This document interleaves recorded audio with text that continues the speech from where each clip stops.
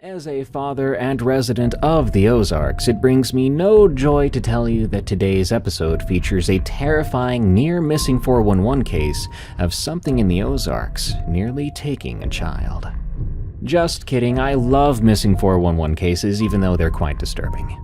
Welcome back to Unexplained Encounters. I'm your host, Darkness Prevails, and you can follow me on Twitter at DarkPrevails to see my horrible opinions or to take part in my occasional giveaways. Today's episode is all about children versus the supernatural, from demons and ghosts to monsters and the unexplained. Enjoy, and if you like creepy outdoors-related stories, you should pre-order my new book on Amazon called Creepy Campfire Stories, or just click the link in the description. It comes out July 8th, 2025, and I'm trying to get 2,500 pre-orders before it arrives. For $20, you get a gorgeous hardcover book featuring a collection of outdoor-related horror stories, all of which are perfect to tell around the campfire. Don't depend on me for your stories. Instead, get this book and become the expert narrator yourself, scare your friends around the campfire, and never get invited back for s'mores. Thank you to everyone who pre-orders. Now, let's begin. The Blue Man on the River. From Kai 555. It was 2009. My family was at the local park, celebrating my older sister's graduation with friends and relatives. We lived in a small rural town, so the park was a modest place. A few pavilions, a playground, and a volleyball court. But beyond that, a large mass of dark trees. Dense forest lined the river's edge with a few narrow hiking trails that disappeared into the trees. I was 7 or 8 at the time, and like always, my siblings and I ran free, unsupervised by our negligent parents. So it was no surprise when no one noticed I wandered off alone. But that never bothered me. I was a farm kid, used to exploring nature by myself. As I walked, the sounds of the party faded, and soon all I could hear was the woods. Just the birds chirping and the buzzing of mosquitoes. I followed the trail until I reached a part of the riverbank I'd never seen before. The water roared and rushed with the current. The air was thick with the scent of wet earth. I crouched, distracted by the scuttling insects and the smooth river stones, when movement, caught my eye across the water. I looked up. There was a man standing on an old wooden raft in the middle of the river. He was tall, too, very tall. He gripped a long pole guiding a cluster of logs downstream through a vicious current, and yet his raft stayed completely stationary, almost as if it were floating above the water rather than on it. I wasn't expecting to see anyone on the river, but what unsettled me here was his appearance. He looked like an old-time lumberjack, dressed in muddy, faded clothes and a tattered red flannel. His beard was wild and blonde, but his skin... Now this was strange. His skin was blue. Not pale, not cold, but vividly blue, like the color of a summer sky or a cheap carnival face paint. I stared, not believing what I was seeing. Then he turned, and he saw me. His grin stretched wide, too wide, teeth flashing in the gray daylight. He shouted something, but the roar of the water drowned out his words. Then, slowly and deliberately, he lifted a hand and beckoned me. The river separated us, so I couldn't obey him even if I'd wanted to. And some small primal instinct, warned me not to even try. I was gripped by fear, and so I ran, going back down the trail towards my family. When I told my siblings, nearly out of breath, what I'd seen, 2 of them were excited and insisted we go back to find the man. When we returned, the river was empty. No raft, no logs, and no blue man. This memory has stuck with me ever since, especially considering that this park was only 10 minutes away from my house. I tended to avoid that park afterwards. I'm not sure what I saw. No one else in town has ever spoken of strange figures out on the river. No old ghost stories and no whispered legends. When I asked my siblings if they remember the blue man on the water, they had no recollection of the event. But I do. I still remember him and his weird skin, and I don't think I'll ever forget. Something in the woods tried to take me. From Anderson. This happened to me when I was 11, back in 2003. I swear every word is true. My dad and uncle were completely obsessed with unexplained disappearances in national parks. You know, those strange missing person cases where hikers and campers just vanish without a trace in the wilderness. They would spend hours talking about the stuff around campfires, theorizing about what could be taking people. My dad was convinced it was something supernatural. My uncle leaned toward the idea of some undiscovered predator in the woods. They'd go back and forth about these theories all the time. As a kid, all it did for me was scare the living daylights out of me. But they never seemed to notice or care. This one summer, my dad, uncle, and I went camping in the Ozarks. We'd gone to this same spot for years before. A little clearing about half a mile from any marked trails. It was early June at the time, and unusually cool for that year. The first 2 days were normal. Fishing and hiking, my dad and uncle drinking beer and talking about their missing person cases late into the night, while I pretended not to listen from my own tent. On the third night, I fell asleep to the sound of them discussing a famous case about some little boy who disappeared during a family camping trip, only to be found about 15 miles away a couple of days later, with no memory of what happened. I recall having nightmares about being lost in the woods, unable to find my way back to camp. I woke up suddenly in the middle of the night. At first, I thought it was another nightmare. But then I realized something was actually happening. The zipper on my tent was being opened from the outside. I was groggy, still half asleep, but I remember feeling paralyzed with fear. Then I saw something. A very large, hairy arm reaching into my tent. I couldn't see much else in the darkness, but I could make out the dark hair or fur that covered the arm. It grabbed me by the ankle and began to pull me. Now, everyone handles being terrified differently. I wanted to scream, I wanted to run or fight, but what my body chose to do was tense up and let it happen. I was a kid scared out of his mind, probably in shock, so I hope you don't blame me. The thing dragged me out of my tent and then picked me up. I remember being carried like a sack of potatoes, tucked under its arm. I felt coarse hair against my skin. It smelled all wild and musky, like wet dog amped up to the maximum level. I had never been so scared before, but all I could do was go limp, closing my eyes tight, hoping it really was just a dream. I could hear the thing breathing, heavy and controlled and very slow. Not the panting of an animal, but not quite human either. It carried me deeper into the woods. I don't know exactly how far, but later we figured it was about 50 yards from the campsite. I remember branches whipping past me as it moved quickly through the underbrush. Then, all at once, the creature stopped. Something had changed. The creature tensed up. It made a strange huffing sound, then carefully, almost gently even, placed me down on the forest floor. I kept my eyes squeezed shut, terrified of what I might see if I opened them, or what might happen. I then began to hear it moving away quickly, branches breaking as it retreated. Whatever it was in a hurry, like something had spooked it, or it had changed its mind. I lay there curled up into a ball, still too horrified to move an inch. I could barely even breathe. Eventually, I passed out. Maybe I fell back to sleep from pure exhaustion. But when I woke up, It was early morning. The sun was just starting to filter through the trees. I lay exactly where the creature had left me, deep in the woods, away from our campsite.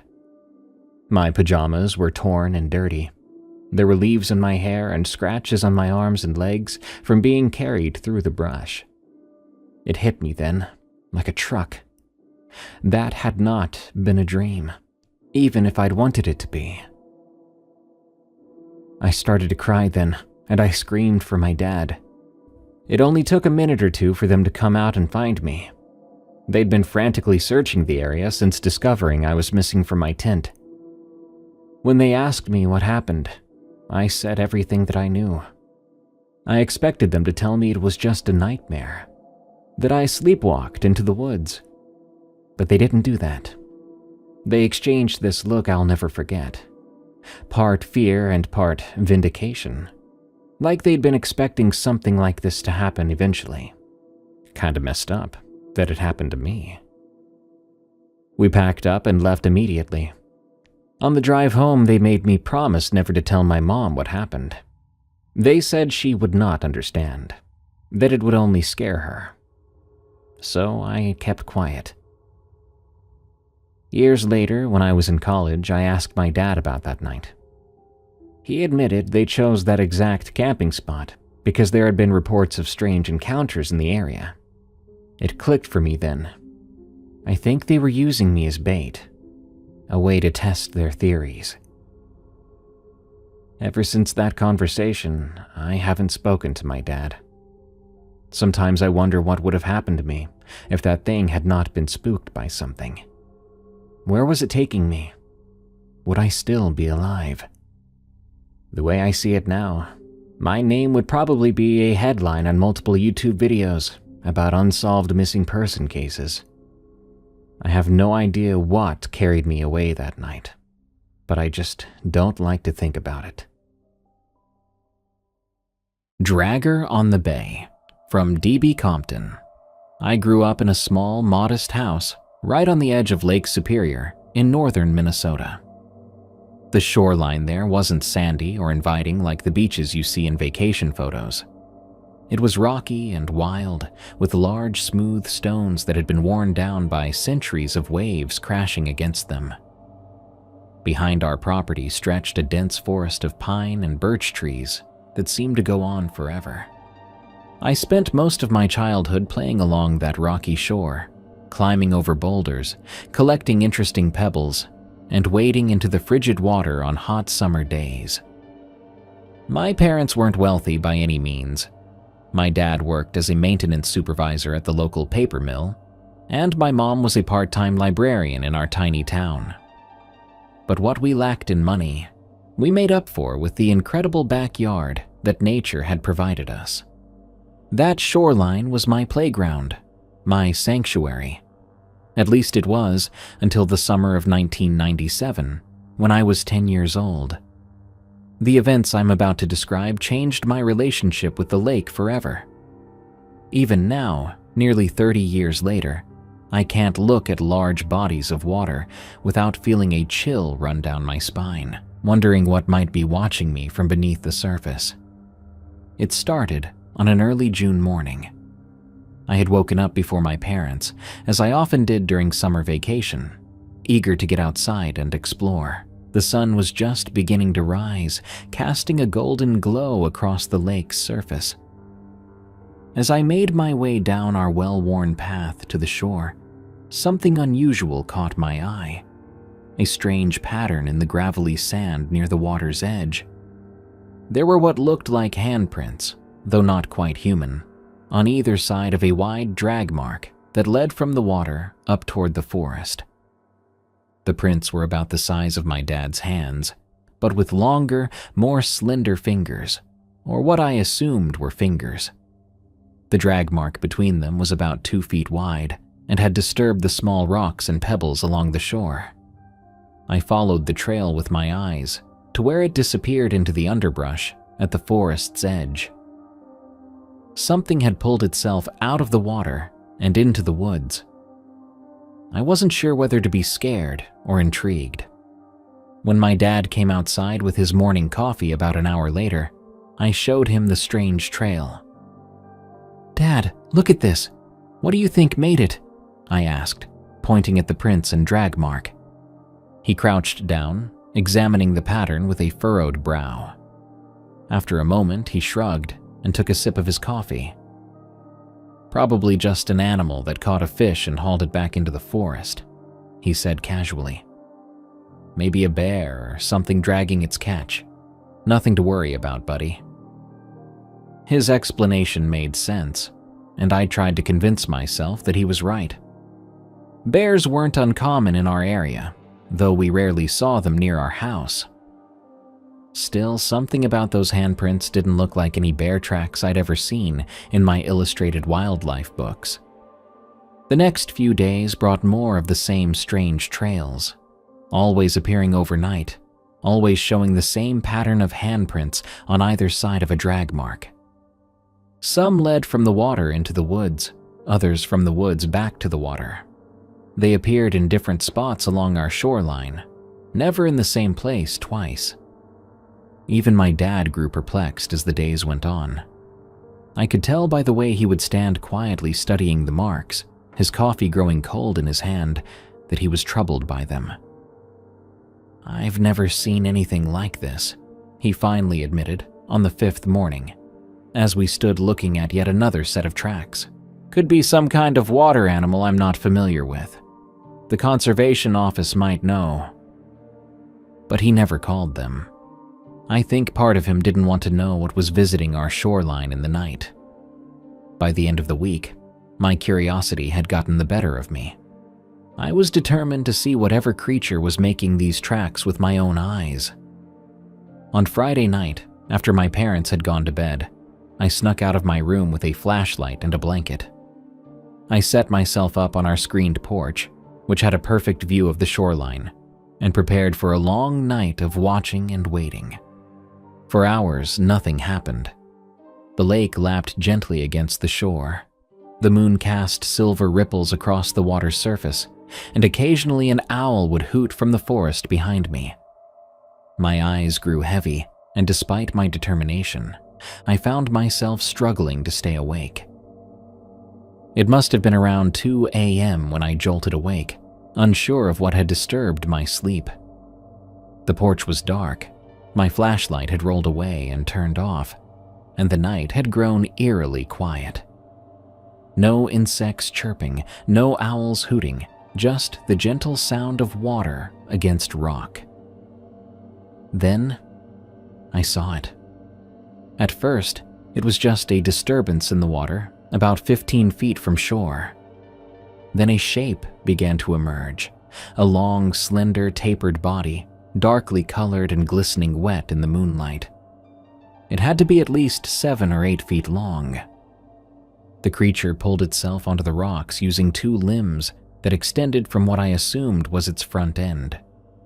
They were unmistakably arm-like, ending in what looked like hands with elongated fingers. It moved slowly, with eerie purpose, dragging its body across the rocky shore, with those strange front limbs, leaving exactly the kind of trail I'd been finding. As it pulled itself further onto land, I could hear it breathing, a raspy, labored sound that was somehow both fish-like and mammalian. I was frozen, partly in terror, partly in awe. This was no bear, no animal I'd ever seen or read about. It didn't move like anything that belonged on land, yet it wasn't entirely a creature of the water either. It seemed to exist in some horrifying in-between state. The creature paused at the edge of the forest, lifting what must have been its head and seeming to scent the air. I ducked down, terrified it might see me. But it didn't turn toward the house. Instead, it continued into the woods, disappearing into the darkness between the trees. I should have gone back to my room then, locked the door, and told my parents everything in the morning. But some morbid fascination kept me there on the porch, wrapped in my blanket, waiting to see if the thing would return. I must have dozed off again, because the next thing I knew, the sky was beginning to lighten ever so slightly with the first hint of dawn. I rubbed my eyes and looked toward the shore, and that's when I saw it again, returning from the forest, moving back toward the water. In the dim pre-dawn light, I could see it was carrying something in its mouth, something small and furry, possibly a rabbit or a squirrel. The creature dragged itself and its prey back to the water's edge, then slipped beneath the surface with barely a ripple, taking its meal with it. I sat there, shaking, until the sun had fully risen. When my parents woke up, I told them I'd gotten up early to watch the sunrise, not daring to mention what I'd seen. I didn't have the words to describe it, and I feared they wouldn't believe me anyway. For weeks afterward, I continued to find the tracks, but I never again stayed up to watch for the creature. I told myself that what I'd seen was just a dream, a nightmare brought on by too much imagination and too little sleep. Sometimes I almost believed it. Then in late August, everything changed. My parents had gone into town for some last-minute back-to-school shopping, leaving me at home with strict instructions to go to bed by 9. But it was a warm night, and the house felt stuffy, so I decided to sneak outside for just a few minutes before turning in. I sat on our back porch steps, enjoying the cool breeze coming off the lake. That's when I heard it, a soft splashing sound from the water. I froze, my heart pounding in my chest. Against my better judgment, I found myself walking toward the shore, drawn by some inexplicable need to see the creature again. The moon was full that night, casting enough light to see. About 20 feet from shore, I spotted something moving slowly through the water, a long tapered tail swaying lazily from side to side. It wasn't thrashing or splashing, just moving steadily, rhythmically. Then, closer to shore, I saw it, the top of a head just breaking the surface, and two eyes that were staring directly at me. They reflected the moonlight with an eerie yellowish glow, unblinking and fixed on my small figure, standing at the water's edge. I don't remember deciding to run.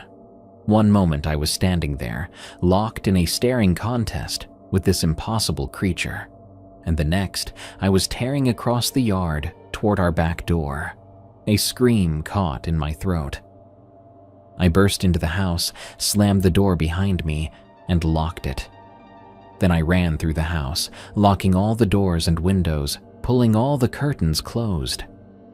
I didn't dare look outside, convinced that if I did, I would see that thing dragging itself toward our house, toward me. I huddled in my bedroom, lights on, too terrified to move, until I heard my parents' car in the driveway around 10:30. I didn't go out to greet them. I didn't tell them what had happened. I was afraid they'd be angry that I'd disobeyed their instructions to go to bed on time, and I was even more afraid they wouldn't believe me about what I'd seen. So I lay in my bed, listening to them move around the house, taking comfort in the sound of their voices, the normality of their presence. Only after I heard them go to bed did I finally drift into an uneasy sleep. The next morning, I woke to the sound of my dad calling my name. There was an edge to his voice that made me leap out of bed and rush downstairs. He was standing at the back door, looking out toward the shore. "Come take a look at this," he said when he saw me. I approached cautiously, my heart racing. When I looked outside, I saw them, those now familiar handprints on either side of a drag mark. But this time, they didn't lead into the forest. They led straight up to our house, right to the window of my bedroom, then back to the water. My dad turned to me, his face pale. Any idea what could have made these? I shook my head, not trusting myself to speak. What could I have said? That a creature from the lake had crawled up to my window in the night to look at me while I slept? Even now, the idea sounds absurd, impossible. My parents called the conservation office that day. 2 officers came out, took pictures of the tracks, and asked a lot of questions. They suggested it might be a large snapping turtle, or maybe even an alligator that someone had illegally kept as a pet and released into the lake when it got too big. But their explanations rang hollow, and I could tell they didn't really believe them either. For months afterward, I refused to go near the shore, especially as the days grew shorter and darkness came earlier. I kept my window locked and my curtains drawn at night. Gradually, the tracks stopped appearing, and life slowly returned to normal. By the following summer, I had convinced myself that I could play along the shoreline again, but only when the sun was high in the sky, casting no shadows where creatures could hide. I never again ventured near the water at dawn, dusk, or night. Years passed, and I eventually moved away from that house by the lake. My parents stayed until they retired, then sold the place to a young family with kids about the age I'd been when it all happened. Sometimes I wonder if those children play along the shore, and if they ever see strange tracks in the morning, or glimpse something watching them from the water. Shadows in the Dark. From Gearhead 993.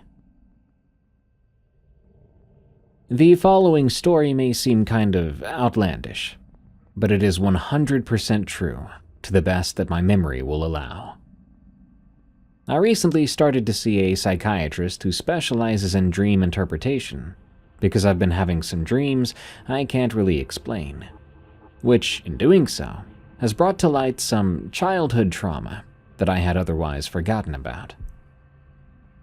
When I was a kid, I had a pretty severe case of night terrors. So much so that the only way I was able to sleep was having background noise, such as a radio or a movie playing on the TV at low volume. They started not long after I was diagnosed with leukemia. Yep, I'm a cancer survivor. I was probably 4 or 5 years old at the time, so bear with me, as some of these memories are a little fuzzy. Around the summer of 1998, I was diagnosed with acute lymphocytic leukemia. When they told me I had cancer, I was too little to really know what it truly meant. I mean, how do you explain the possibility of death to a 4-year-old?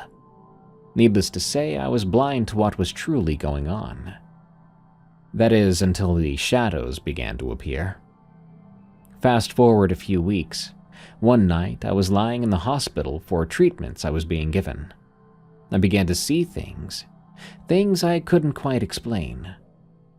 Talking to Mom and Dad didn't do much because, well, who's gonna believe a 4-year-old that's seeing shadows in the dark? They chalked it up to a young boy's wild imagination. I tried to tell my dad that something was in the room with us, but all I got from him was, "Calm down, son, nothing is here. Go back to sleep." So I covered my face and pretended it wasn't there. And oddly enough, that seemed to solve the problem, at least for a little while. The next few days went by without incident, but then everything came to a head. One of the last nights I was in the hospital, I had a pretty trying day. The doctors had given me my next dose of chemotherapy, and it was affecting me hard. I spent most of the day in and out of sleep, so by the time the evening drew upon us, you can safely assume that sleep was the last thing on my mind. As tired as I was, sleeping through the day messed up my sleep pattern, so I was pretty wide awake by dark. Dad had rented some movies for us to watch, so I decided to put one in and give it a watch as Mom and Dad caught up on some much-needed rest. While lying there that evening, I began to see something out of the corner of my eye. Just a glimpse, and then it was gone. Then again and again. I began to grow annoyed, so I went over to turn on the bathroom light, and when I did, I turned and I saw a dark, shadowy figure standing in front of me. It appeared to be a humanoid-looking figure. The only identifying features the figure had was it appeared to have a fedora and a walking cane. And there were eyes glowing a bright, piercing red color that appeared to be like fire. I know this because these features also resembled the character Judge Doom from Who Framed Roger Rabbit, which, coincidentally, I'd also watched for the very first time earlier that day. At least, the bits and pieces I was awake for, that is. I'd wanted to see this movie because Roger Rabbit was also a character that appeared as a cameo in the Honey, I Shrunk the Kids movies, which were a favorite of mine at the time. As I stood there with this shadowy figure staring down at me, I froze in panic. I didn't know what to do. I tried to scream, but my voice seemed muted. I was talking, but nothing came out. I tried to move then, but my limbs were frozen. My own body was not behaving as it should. Suddenly, I saw the figure raise its cane to its face as if to shush me. Then it spoke in a voice that seemed to slice through the room like a knife. "Silence," it said with a slithering voice like that of a snake. "You are going to die," the voice said, echoing through the night. Suddenly, without warning, it vanished just as quickly as it appeared. I found myself back in my bed, waking up in a cold sweat as if I had just been dunked into a pool. The monitors reading my vitals by the bed began to blare, sending off signals that sent nurses rushing into my room. My whole body was quivering in my mom's arms uncontrollably. After several minutes of diagnosing my condition, they decided to give me a sedative due to my elevated level of distress.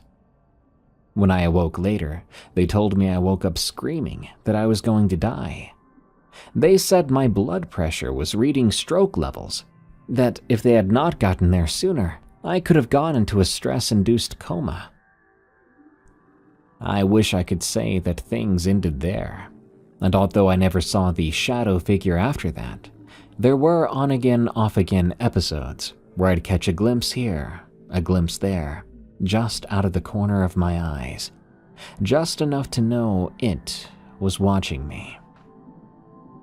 To this day, I have no idea what the shadow in the dark wanted from me. So why it chose me to haunt that fateful night, I don't know.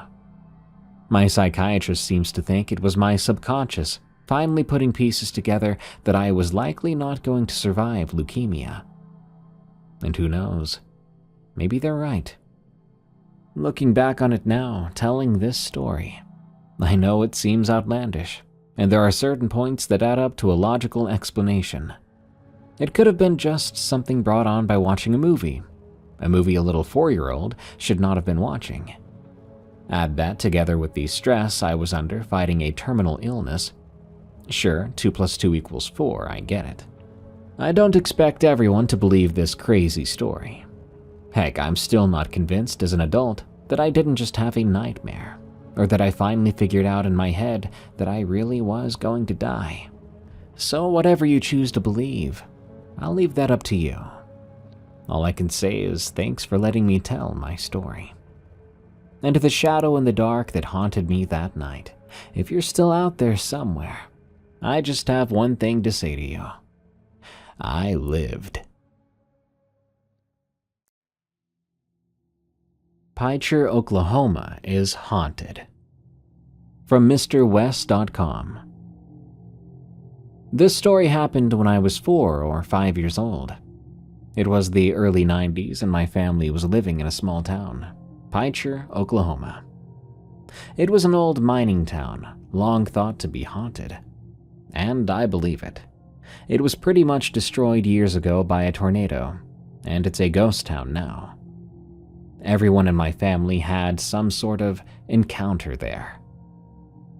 My dad was working in his office one day, and a shadowy figure suddenly walked in and sat at the seat across from him.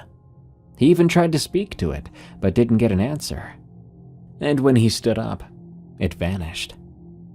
My mom and her friend saw a man in an old plaid shirt walk into the church sanctuary where they were, and then just vanish. My sister had a supposedly imaginary friend named Michael that she was terrified of, as he delighted in scaring her. And then there's my story. I was in my bedroom trying to sleep. I think I'd been lying there at least an hour or more, but was struggling. Hard to say for sure, I was so young. Anyway, as I lay there, I suddenly heard a moaning sound from under my bed. It was deep and guttural, almost like a choked moan. The sound terrified me. I had no idea what it was. At the time, I shared a room with my sister. We had bunk beds. She was sound asleep above me on the top bunk, and I'd known for a fact she hadn't come down. Then I saw movement out of the corner of my eye. I looked and saw a pale, young-looking girl crawling out from under the bed, making that horrible sound.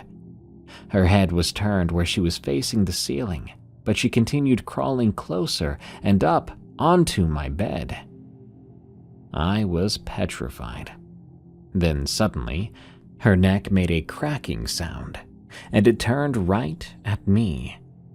We made eye contact. She leaned in and screamed right in my face. I screamed back. I blacked out. Next thing I knew, I was waking up for the morning. I told my mom what happened. She humored me, saying she'd thrown the ghost out.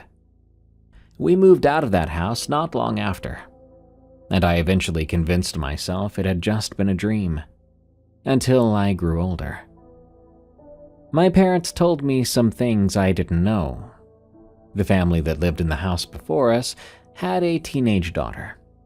The room I saw the ghost in had been her room, and it was the room where she took her own life. The news shocked me, of course, but it got worse. My parents knew the people who had the house after us. Picher was one of those small towns where you pretty much knew everybody. And apparently, those people had 2 sons who shared that room. The family didn't stay long, as the 2 boys refused to sleep in that room because of the scary lady in the closet. I'm convinced I was never dreaming. I'll never forget her face, and that awful moaning and choking. She appears in my nightmares sometimes, even today. That house is long gone now, one of the many homes demolished after Picher was shut down, and perhaps that's for the best. Hopefully that spirit is at peace and won't scare anyone else, assuming nothing else is ever built there in the future. However, when I do drive by the old place every few years, I still get a really sinister vibe from it. Is it old memories? Or do the spirits of that town still run wild? They lived in the ceiling. From Tired Mama JFC. When I was young, I lived with my grandmother who adopted me. We lived in this old school building that had been converted into a huge apartment complex. Now, even with me being so young, I remember random things about the place. Like how there was a Coke machine right outside our apartment door that sold my favorite soda, vanilla Coke. Or how the husband and wife that lived in the apartment next to ours always argued. They even would end up in the hallway at times, throwing glass plates and glass cups at each other. I genuinely don't understand how they were allowed to live there. I remember how musty the entire building seemed to smell, but the one thing I remember most of all was the people that lived in our ceiling. Let me start this by saying between each floor of the apartments, there were small gaps between the ceiling of one apartment and the floor of the apartment above. I'm not entirely sure why they were made that way, but I digress. I'm not a carpenter, nor do I have the knowledge of construction crews and such. Most people in the apartments would remove the ceiling panels and store small things up there. I vividly remember my grandmother storing blankets and other light things up there, just to get them out of the way. I never thought anything of it in my little kid's brain, mostly because it seemed normal enough. One day, my grandmother was in the kitchen cooking lunch for the two of us. I was sitting on the futon in the living room, watching something on this old tube TV. When I say old, I mean old. The thing was heavy, bulky, and the outside of it was made of wood. Anyway, as I sat there watching something stupid, I'm sure, probably like Dora or something along those lines, I kept hearing what sounded like humming. Now, another thing you should know about these apartments was that the walls were so thin that you could practically hear the conversation of neighbors all the time. So I was very used to hearing mumbling and such. But that particular day, I was drawn to the ceiling tile that my grandmother used when accessing the storage in the ceiling.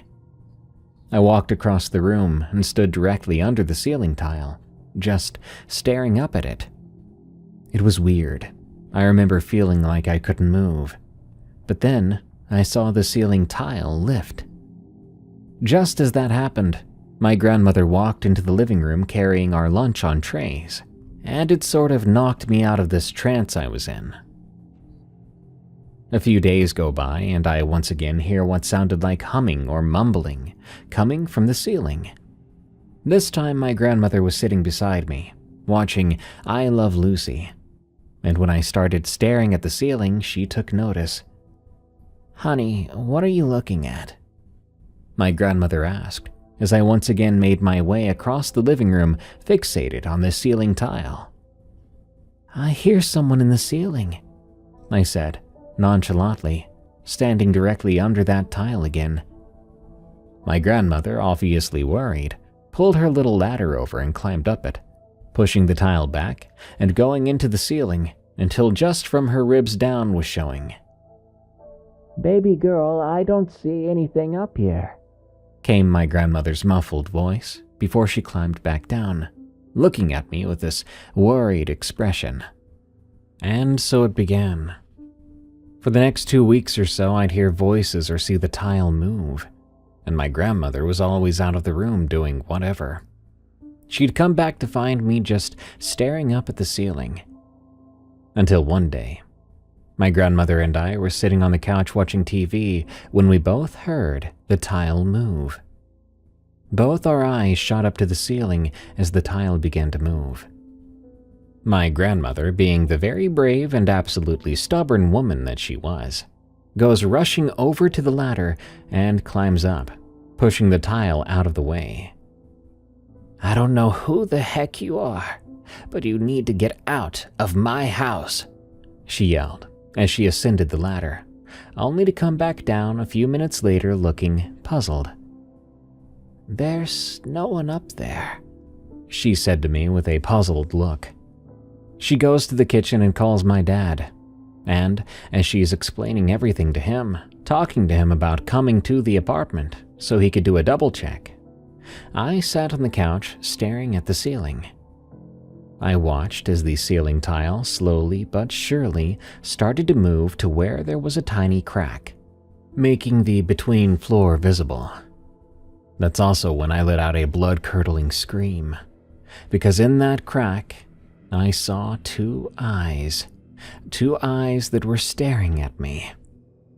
My grandmother comes rushing into the living room, and she lets out a gasp as she too sees the two eyes staring at us from the ceiling.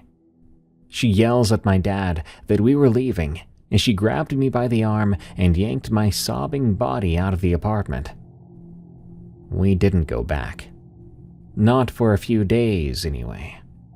We stayed at my dad's house until he and my uncle went and investigated themselves, only to come out empty-handed, saying not a single thing was up there, save for the things my grandmother stored. Finally, my grandmother was brave enough to go back to the apartment, and I remember us coming through the door, my grandmother going rushing to the bathroom while I very slowly and cautiously walked into the living room. What I came across still gives me goosebumps to this day. In the side of that wooden TV was a skull and crossbones carved into it. Underneath, carved into the TV, were these very small but sloppy letters that spelled out the word leave. And we did. Once my grandmother saw that, she went rushing around packing our bags and we left.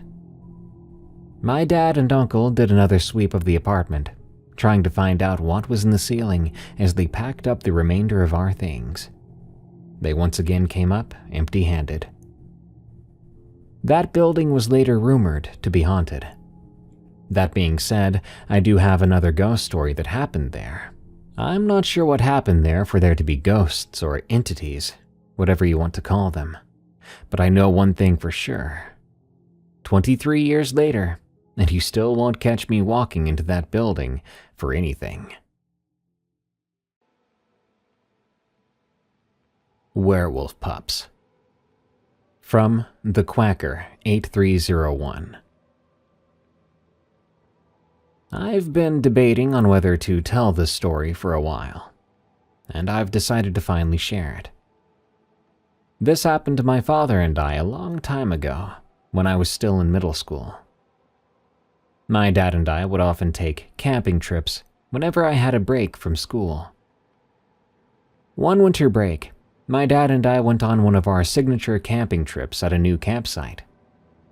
Allow me to apologize here, because I can't recall the name of the campsite for the life of me, and my dad doesn't remember either. So weird things started to happen the first day.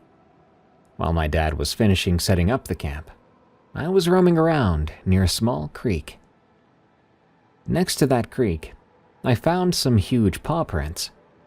They looked canine, but longer, almost stretched, and I could very clearly see long claw marks at the end of the prints. It had just rained recently, so I was able to see the prints clearly. I showed these to my dad, and he too was astonished by how large the prints were. But eventually, we chalked it up to coyotes moving through. The second day, while exploring that very same creek, I came across huge, and I mean huge, claw marks scraped across the tree. I remember standing in front of them, racking my brain as I wondered what could have made them. They were really high up on the tree, about 8 feet up or so, and they looked quite fresh. I also began noticing that, at night, the wildlife around here would get very quiet. No hooting owls or chirping crickets, just dead silence. Sometimes late at night, I'd hear these really drawn-out howls. They sounded like wolves, but somehow human. It's hard to describe, really. It's like if you took the groan of a man and the howl of a wolf and mixed them together.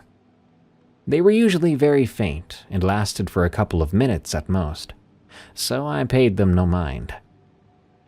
All of these events were overshadowed by all the fun I was having.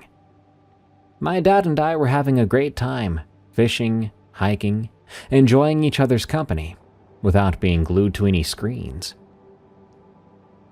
Then came the fifth night. I recall it had a full moon, and the stars in the sky that night were so clear. My dad and I were sitting next to the fire. He was telling me stories from his childhood, when suddenly we heard a twig snap. The two of us paused, looking in the direction of the noise. My dad stood up and quickly gestured for me to get behind him. I expected to see a coyote or even a deer walk out, but what I did see, I'll never forget. 2 figures.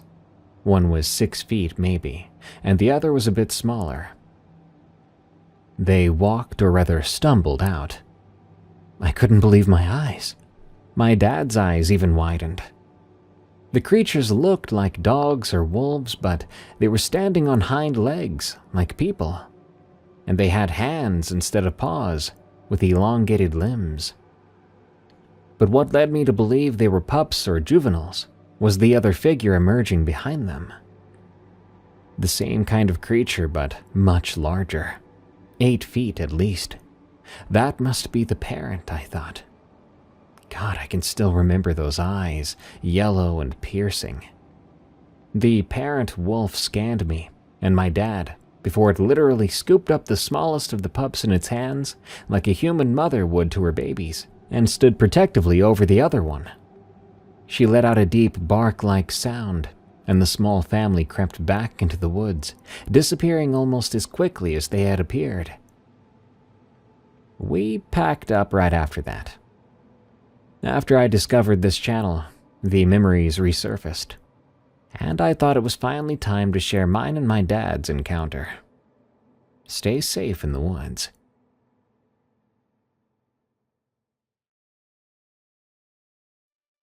Was I attacked by a demon? From Broken Kit Kat.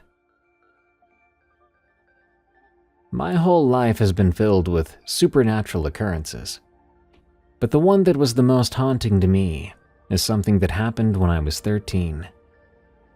During the summer, I was usually up and out late at night with some friends around our small town in central Canada. This particular night, myself and two friends, who I'll call A and T, decided to go to a park across town from my house at around 2 or 3 a.m. This park had some basic exercise equipment, rather than swings or kid-friendly jungle gyms. The park had bushes and trees surrounding the edge to separate it from the houses and nearby businesses. My friends were on one of the machines. I believe it was for an ab workout, as you just swung side to side. I suddenly got a weird hot feeling rush through my body, and while it was summer, I felt like I was in blistering heat, but it was maximum plus 16 Celsius that night. I looked up, and in the bush along the edge near where we were, I saw red eyes.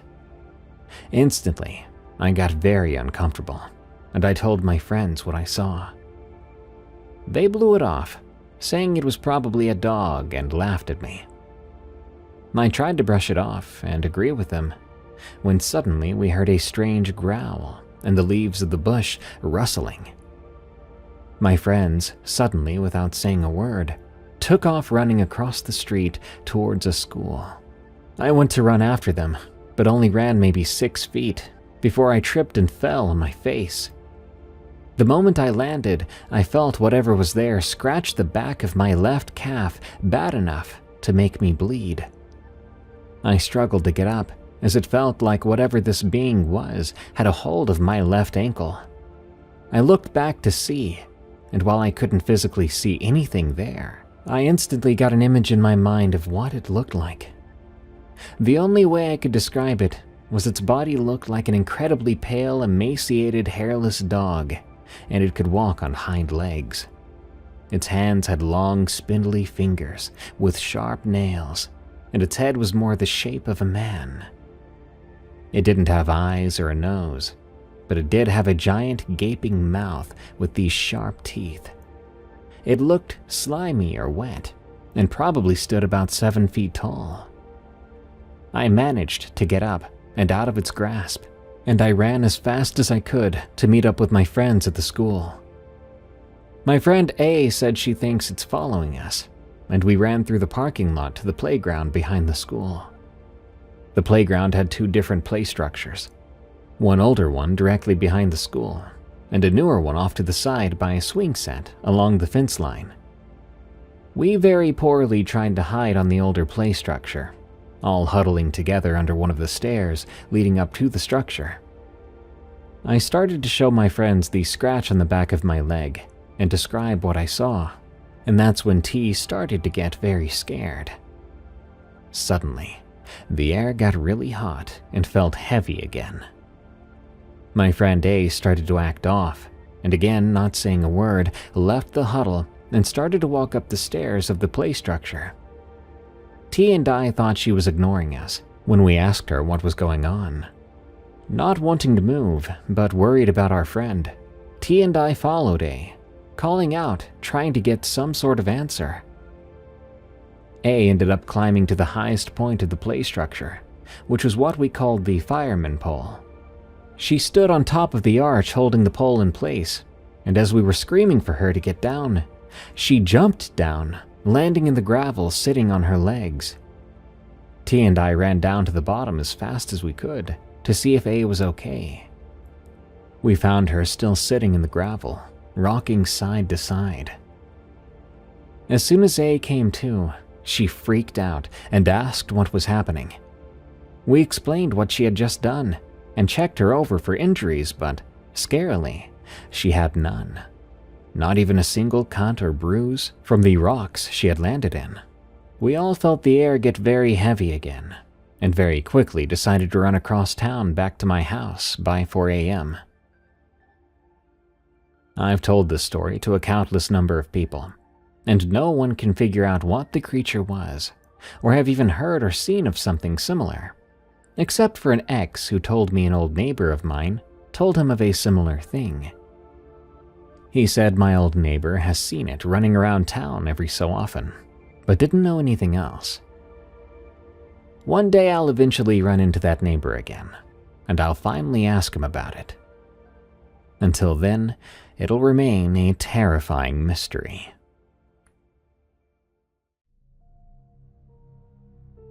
So, what do you think takes people into the woods to never be seen again? Is it a government experiment? Is it a mysterious and unknown creature?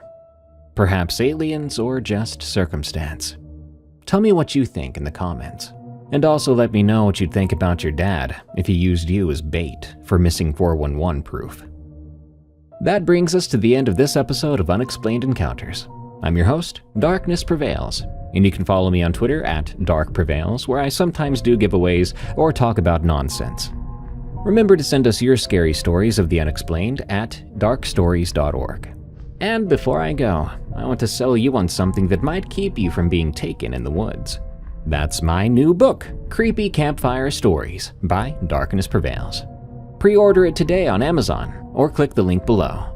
It's a beautiful hardcover book featuring a collection of unexplained stories in the wilderness, perfect to read around the campfire. How will it keep you from going missing? Well, maybe that was a threat. Or maybe that thing that was gonna take you changed its mind after the stories you read from that book scared it to death. That's Creepy Campfire Stories, available July 8th. Help me get to 2,500 pre-orders or Bigfoot will take my soul. Anyway, thanks for tuning in, guys. I'll see you again next time. Stay safe out there and stay creepy, because this world is a strange one.